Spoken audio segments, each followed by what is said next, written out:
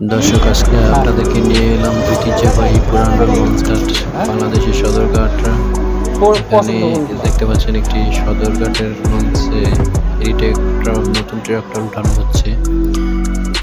অন্যদিকে অনেকগুলো লঞ্চ দাঁড়িয়ে আছে, যাত্রী নিতেছে।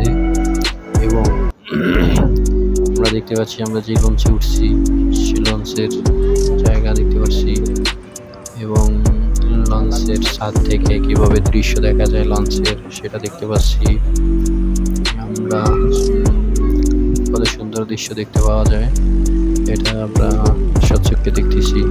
কিছুক্ষণের মধ্যেই আমরা দেখতে পাবো একটি লঞ্চ সদরঘাট থেকে ছেড়ে যাবে। অলরেডি একটি লঞ্চ ছেড়ে দিয়েছে। লঞ্চটি ঢাকা থেকে বরিশাল যাওয়ার উদ্দেশ্যে রওনা হলো। লঞ্চের ছাদ থেকে সদরঘাটের দৃশ্যটা খুবই সুন্দর দেখতে।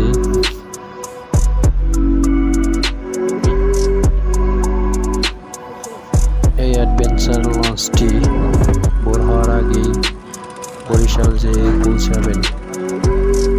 শুধু তাই নয়, এই ধরনের বড় বড় লঞ্চ বরিশালের উদ্দেশ্যে প্রতিদিনই ছেড়ে যাচ্ছে এবং প্রচুর যাত্রী নিয়ে এই লঞ্চগুলো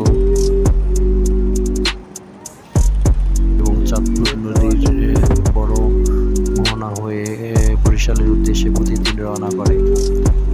প্রতিটি লঞ্চে প্রচুর পরিমাণ যাত্রী ক্ষমতা ধারণ ক্ষমতা আছে এবং প্রতিটি লঞ্চের একটি সুশৃঙ্খল সুবিধা হচ্ছে তাদের যাত্রী ভাড়া কম এবং যাত্রীর সুযোগ সুবিধা লঞ্চ বহন করে থাকে এবং যাত্রী সুবিধা দিয়ে থাকে।